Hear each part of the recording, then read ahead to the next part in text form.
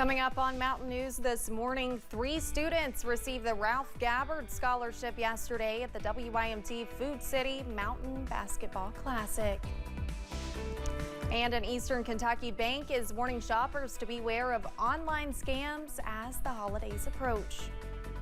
Dedicated to Eastern and Southern Kentucky, this is WYMT Mountain News this morning.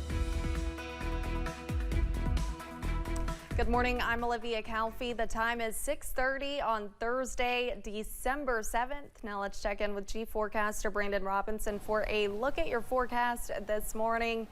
Chilly start to the morning, Brandon, but sunshine is on the way. Listen, we had that seasonal depression package earlier. I just want to say the sunshine on my shoulder makes me happy because it's going to be one of those days. It's going to be nice the next couple of days. High pressure is in dominant control. Now this morning, not so much. It's a little chilly out there to start the day. But again, I-75 Corbin, we're looking at 27, not too bad. But again, a little chilly as we head into the morning hours. We take a look across the rest of the region, and you see some spots there in the 20s and into the low 30s. We're going to continue to watch that. So about 22 in Clintwood and about 34 in Monticello, kind of our warm and cold spots to start us off today. Now, regional temperatures, I just kind of wanted to show you this real quick. Look at all the differences out there, but they're also kind of consistent all the way back out toward Springfield, Missouri, St. Louis, and back over toward Little Rock. Again, you're seeing 20s and 30s across the board, even up in the Big Apple and down toward Myrtle Beach. So we're going to continue to see that for a little while this morning. And then we're all heading into the well, a lot of us are heading into the 50s this afternoon, but here in the mountains we're heading into the 50s. And you'll be able to see sunrise and sunset at 7:35 and 5:15. Olivia? All right, thank you, Brandon. The annual WYMT Food City Mountain Basketball Classic tournament was on its 3rd day as it continued to award scholarships. As part of the tournament, WYMT has partnered with local businesses, organizations, and sponsors to provide more than 100 students with $1,000 scholarships. 3 students were specifically selected to receive a Ralph Gabbard Scholarship. WYMT's Chandler Wilcox tells us about the 13th region winner, Jalen Black.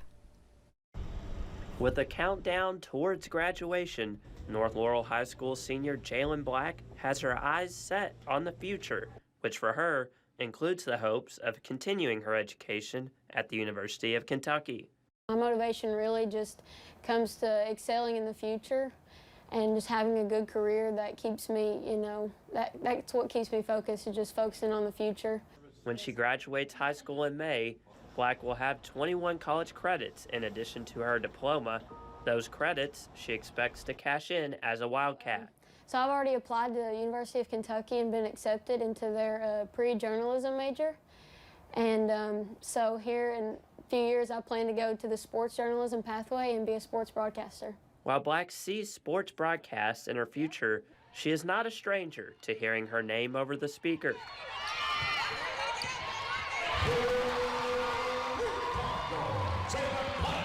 Black spends a lot of time on the hardwood, working to get better every day. It takes a lot of dedication and determination, really, to want to do it. You come home from school, you get ready, you go to practice, and you have to come home late that night, either after practice or a game. Black and the North Laurel girls basketball team won the 13th region tournament last year, advanced to the quarterfinals in the state tournament, and this year, Black says her and her teammates want a return visit to Rupp Arena. Yeah, well, the goal every year, is to just win. Last year we won as region champions, so that's the same goal this year, win region again, and this time we're hoping to make a Final Four run at state. With sports playing a key role in both the present and future, Jalen Black says she is determined to achieve her goals. In London, Chandler Wilcox, WYMT Mountain News. The time for shopping for the holidays is here, and one Eastern Kentucky bank is warning customers to be aware of potential scams this holiday season. Hyden Citizens Bank staff are working to point out scams that can trick folks into giving away important information. The scams can be anything from calls to letters. Community Outreach Officer Joel Brashear says to trust your gut whenever something sounds or looks suspicious. the main thing, go with your gut. If it feels off, if it feels different, trust that feeling. If it says on your caller ID, Hayden Citizens Bank, and you pick up and they don't sound like they're from Eastern Kentucky, that's rule number one. Everybody here is local. Brashear says scammers are finding more creative ways to trick people. He says to call the bank immediately if something is compromised. And if you are mailing gifts to someone this holiday season, you want to ship it right away in order to make sure it gets to them on time.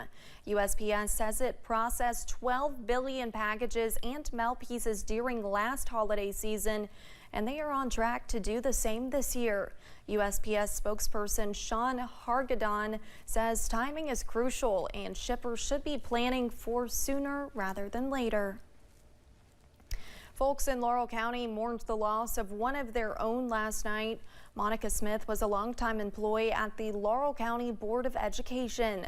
Smith retired in 2019 after serving the district for more than 30 years. Here's part of a statement from former South Laurel High School band director Mark Sizemore. Quote, Monica was a tireless advocate and champion for the bands and all arts programs in the Laurel County schools. Sizemore also went on to say Smith did a lot behind closed doors to keep up the support and funding for those programs.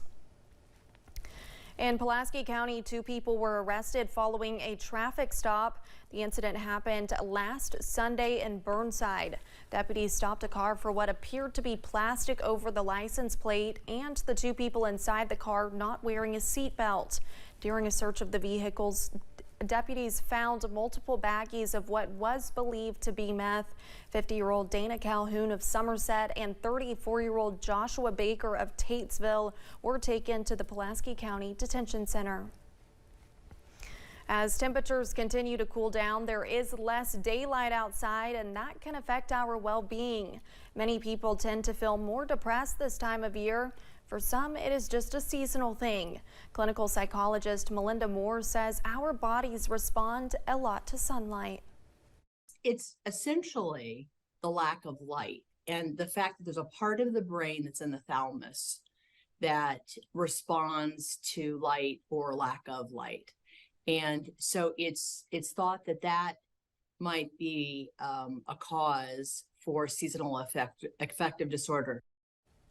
Your location and weather can also play a factor, and it does not help that Kentucky experiences the most cloudy days in December.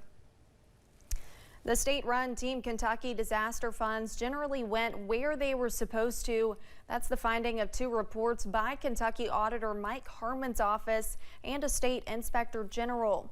The probes into the funds created by Governor Beshear were launched at the request of the legislature. The money was collected to go to Western Kentucky tornado victims and those impacted by flooding in Eastern Kentucky. Both reports found that in sending out tens of millions of dollars, less than 1% of the expenditures were in error. The auditor did raise a question about whether the governor should have sought legislative approval to create the funds.